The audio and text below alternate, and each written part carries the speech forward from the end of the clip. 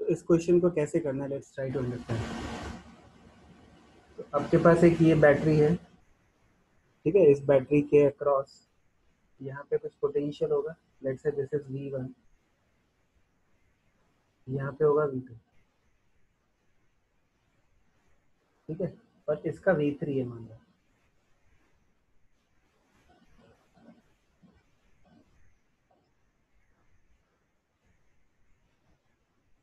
इधर V1 है, इधर V2 है और इधर V3 है, ठीक है ना। तो इसका भी कितना होगा, V3 होगा। इसको क्योंकि कंडक्टिंग वायर से कनेक्टेड है तो दोनों प्लेट्स V3 पे होंगे, ये प्लेट V2 पे होगा और ये प्लेट V1 पे होगा। तो यहाँ पे कुछ इलेक्ट्रिक फील्ड सेटअप होगी, कुछ इलेक्ट्रिक फील्ड इधर सेटअप होगी और कुछ इलेक्ट्रिक फील्ड इधर सेटअप होगी। तो बेसिकली 3 कैपेसिटर्स है। No we have to think कौन सा सीरीज है कौन सा पैरेलल है, that you have to think, ठीक है। तो अब देखिए यहाँ पे फेसेस कितने, एक फेस इधर है, 2 3 4 5 6, ठीक है। तो 6 प्लेट्स हैं, 6 प्लेट्स के अक्रॉस 3 रीजन है, 3 रीजन के अक्रॉस इलेक्ट्रिक फील्ड है जहाँ पे एनर्जी स्टोर हो सकती है। Is it clear? तो अब हमको क्या निकालना है इस क्वेश्चन में,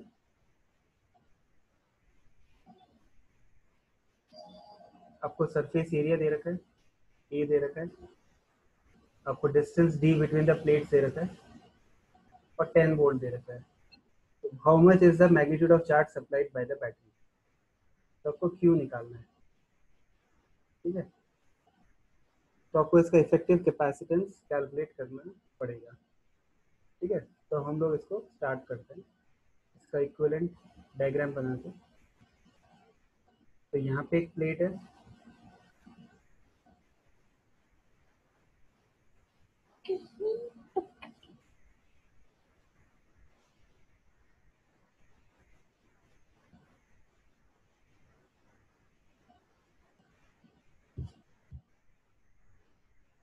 ठीक है। तो ये प्लेट 1 है, इसके सामने प्लेट 2 है और प्लेट 2 से ही कनेक्टेड प्लेट 3 है, तो इसका 2 और 3 का पोटेंशियल सेम होगा, राइट। तो ये दोनों कंडक्टिंग वायर से कनेक्टेड है। इसके सामने क्या है, 4 है,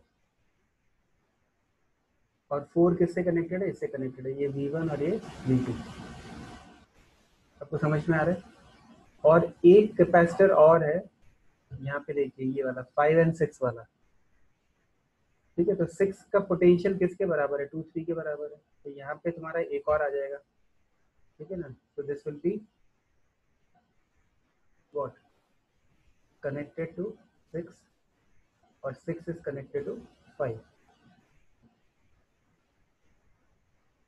ये कुछ ऐसा बनेगा, आप विजुलाइज कर पा रहे हैं कि नहीं?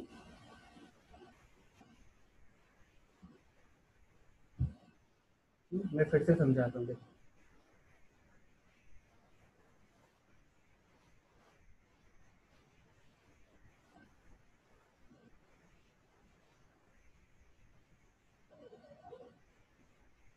ये जो बैटरी है,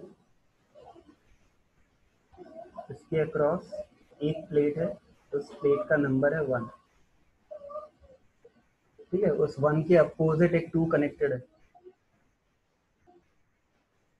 2 किससे कनेक्टेड है, 3 से कनेक्टेड है, और एक 6 से कनेक्टेड है, ये वाला। 6 के अपोजिट 5 है, 5 के साथ ही 4 वाला भी है, ये दोनों ऐसे कनेक्टेड है और ये इधर से आ गया। तो ये कैपेसिटर हो गया, एक कैपेसिटर इधर हो गया और एक कैपेसिटर इधर हो गया, ठीक है। अब इनके बीच का जो डिस्टेंस है वो तो सेम है, distance is D, area is a. तो कैपेसिटेंस सबकी सेम है, सी सी सी। आई बात समझ में?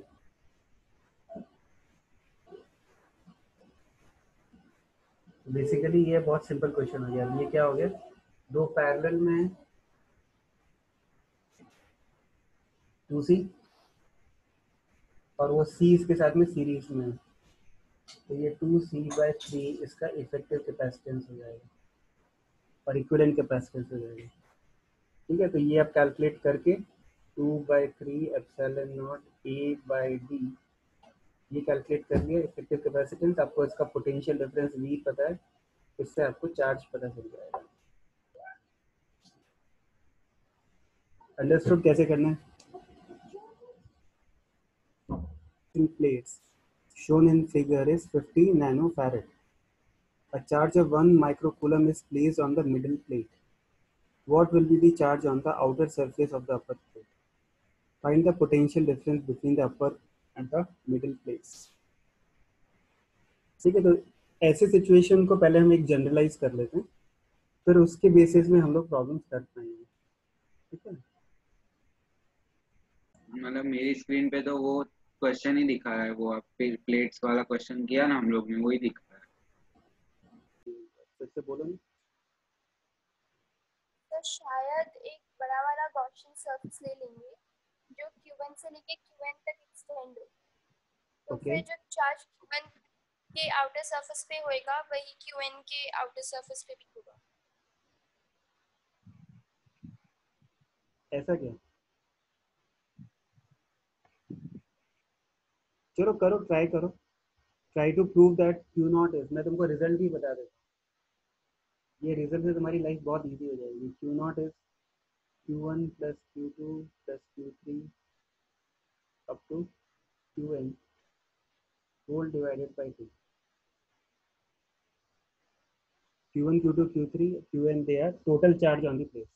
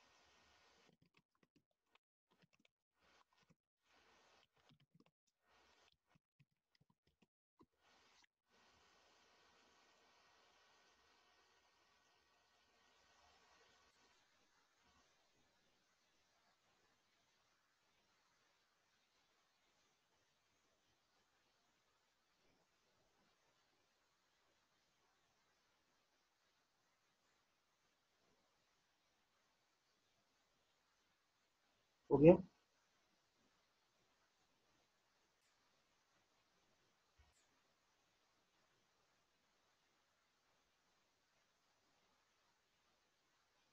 हम्म,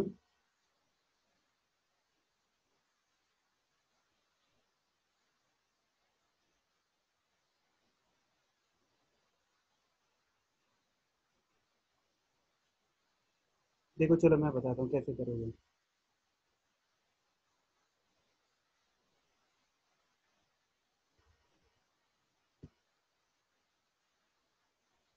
तो अभी मैं क्या कर रहा हूँ, एक ऐसा गॉसियन सरफेस ले रहा हूँ,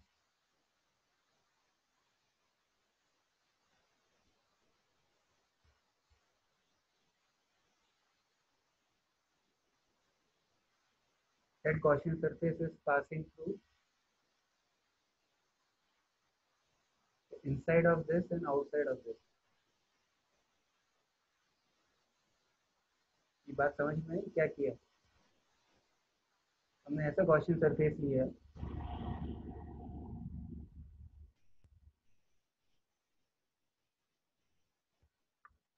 ठीक है, तो अब जब मैं इलेक्ट्रिक फील्ड निकालूंगा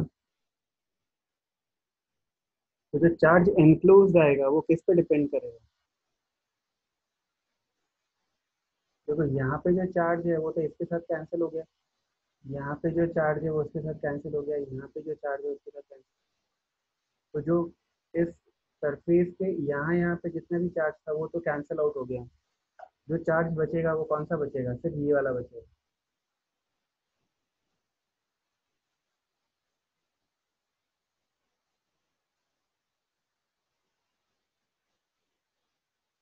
बात समझ में आ रही है? तो यहाँ पे जो इलेक्ट्रिक फील्ड होगी it will be only because of this charge density. Is it clear और नो?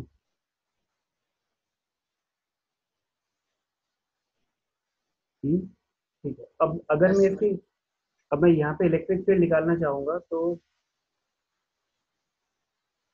जितने भी यहाँ पे चार्ज कॉन्फ़िगरेशन है ना, सपोज करो ये सिग्मा 1 है, ये माइनस सिग्मा 1 है, ये प्लस सिग्मा 2 है, ये माइनस सिग्मा 2 है, ऐसे ही चलता जाएगा। तो जो मेरा लास्ट वाला है,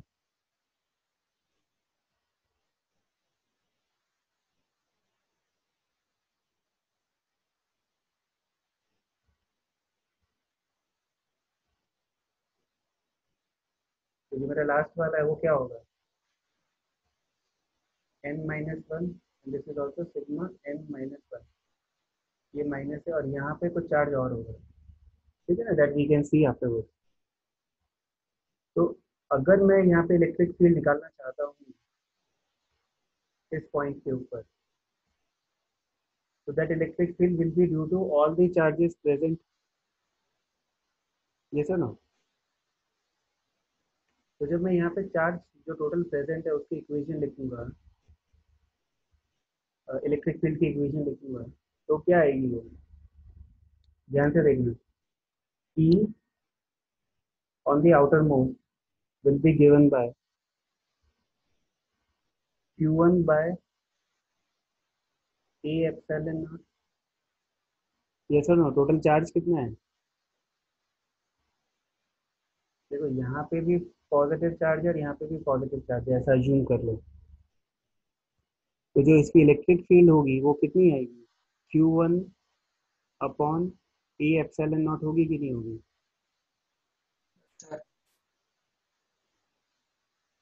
या 2 एप्सिलॉन नॉट होगी? बताओ क्या होगी? चलो मैं बताता हूँ। तुम लिखोगे, देखो फर्स्ट टर्म लिखोगे तुम Q0 by 2 A epsilon not. Second term लिखोगे तुम Q1 minus Q0 upon 2 A epsilon not minus Q1 minus Q0 upon 2 A epsilon not.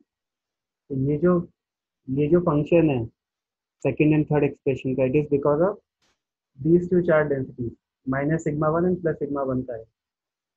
इन दोनों की बात है, तो इन दोनों का इफेक्ट यहाँ पे जीरो आने वाला है, इन दोनों का भी इफेक्ट जीरो आएगा, इन दोनों का भी इफेक्ट जीरो आएगा। तो सबके इफेक्ट्स यहाँ पे क्या आने वाले हैं? फाइनली जीरो आने वाले हैं। आ रही है बात समझ में कि नहीं? क्योंकि ये सब इलेक्ट्रोस्टैटिकली शील्ड कर रहे हैं एक दूसरे की इलेक्ट्रिक फील्ड को, पास ऑन नहीं करने देंगे, वो खुद ही एब्जॉर्ब कर लेंगे, ठीक है ना। तो ये जो लास्ट है, लास्ट वाली जो शीट है, इस पे कितना चार्ज होगा?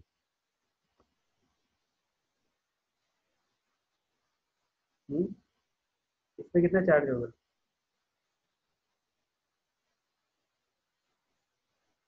बताइए। Q1 plus Q2 plus Q3 ऐसे चलता जाएगा ये up to Qn minus one, क्योंकि इसका नेगेटिव यहाँ पे था और यहाँ पे आके वो ऐड हो जाएगा, तो प्लस Qn। कितना चार्ज हो गया? सर एक माइनस क्यू नॉट भी तो आएगा ना? हाँ लास्ट में, सही है, यस सर। ठीक है ना, सब में यही हो रहा है हमारा, सारे चार्जेस ऐड होते जा रहे हैं, लास्ट के अंदर माइनस Q नॉट आ रहा है। अब इसकी जो वहाँ पे इलेक्ट्रिक फील्ड होगी फर्स्ट प्लेट के ऊपर, जब तुम कैलकुलेट करोगे तो क्या होगा? बीच के जितने भी टर्म्स है वो कैंसिल होते जाएंगे, तो वो सब जीरो जीरो आते जाएंगे, कैंसिल होते जाएंगे, याद आ रहा है? मतलब समझ में आ रहा है? तो जो लास्ट टर्म होगा वो किसका होगा, किसका होगा, इस चार्ज का होगा। ये सर ना, तो इस चार्ज का कितना आ जाएगा, ये summation of all the charge Q I minus Q naught divided by 2a epsilon naught. Is that correct? तो ये electric field at the outside आ गई मेरे पास। ये एक्सप्रेशन समझ में आ रहा है? तो मेरे बीच के सारे एक्सप्रेशन जीरो हैं, फर्स्ट एंड लास्ट एक्सप्रेशन ही बचेगा। ठीक है ना? अब मुझे पता है just just in front of the conducting sheet the electric field is given by sigma by epsilon naught। ये हमने कंडक्टर की प्रॉपर्टी पढ़ी थी अगर याद हो तो ये इसके बराबर आना चाहिए। अब यहाँ पे सिग्मा कितना है, ईओ, यहाँ की बात कर रहा हूँ। ठीक है, तो यहाँ पे जो पॉइंट है, इस पॉइंट के यहाँ पे सिग्मा बाय एप्सिलॉन नॉट, मतलब जो क्यू नॉट चार्ज का सिग्मा है उसके हिसाब से यहाँ पे इलेक्ट्रिक फील्ड होगी इस डायरेक्शन में, and that electric field should match with the electric field because of all the charge distribution। तो मैंने क्या किया, मैंने इसको लिख दिया sigma by epsilon naught, E O लिख दिया sigma by epsilon naught which should be equal to this plus this. ठीक है ना? तो ये वैल्यू कितनी है मेरी, Q naught by 2a epsilon naught plus summation of all the charges Q I minus Q naught by 2a epsilon naught. आ रही है बात समझ में? तो ये मेरा 2a एप्सिलॉन नॉट, सॉरी इसको मैं क्या लिख सकता हूँ, सिग्मा बाय एप्सिलॉन नॉट, और सिग्मा की वैल्यू कितनी है यहाँ पे, क्यू नॉट बाय ए है। ये सर ना, आउटर मोस्ट सरफेस पे चार्ज कितना है, क्यू नॉट है ना, तो Q naught by A is surface charge density divided by sigma not. तो जब इसको सॉल्व करूंगा तो ए सिग्मा विल कैंसिल। इसको जब सॉल्व करेंगे फर्दर तो मुझे क्यू नॉट की वैल्यू मिलेगी summation of Q I bye.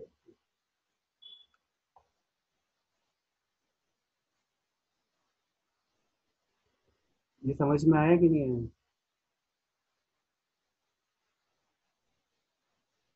तो इसी कॉन्सेप्ट को आपको हर जगह अप्लाई करना है। ठीक है, तो मैं एक प्रॉब्लम करा देता हूँ, तो उससे जल्दी समझ में आ जाना चाहिए। ठीक है,